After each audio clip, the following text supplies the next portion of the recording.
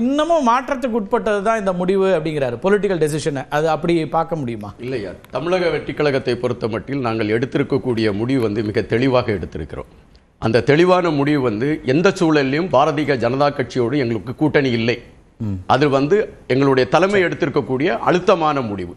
அதுபோல திராவிட முன்னேற்ற கழகத்தை எதிர்க்க வேண்டிய களம் இன்றைய சூழலில் தமிழகத்தில் தேவைப்படுகிறது. அதன் காரணமாக திராவிட முன்னேற்ற கழகத்தை நாங்கள் எதிர்க்கிறோம். அந்த ஊழலற்ற ஒரு ஆட்சியை மக்களுக்கு கொண்டு வர வேண்டும் என்பதுதான் எங்களுடைய எண்ணப்பாடு.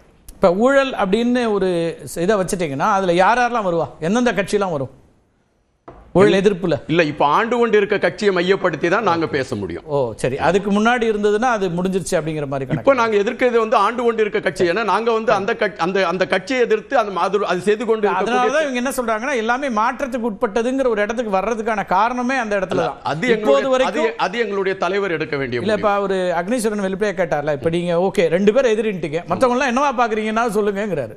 மற்றவங்களை என்னவா பார்க்குறாங்கன்னா அது எங்களுடைய கோட்பாடுக்கும் கொள்கைக்கும் இணைந்து வரக்கூடியவர்கள், எங்களுடைய தலைவருடைய தலைமையை ஏற்றுக்கொண்டு வரக்கூடியவர்கள். அப்ப ஆப்ஷன் ஓபனா வைக்கிறீங்க எல்லாத்துக்கும். ஆப்ஷன் ஓபனா வைக்கல. இது நாங்க அதாவது எங்களுக்கு இவங்க 2 பேர் எதிரிங்கிறது தெளிவுபடுத்தி இருக்கோம்.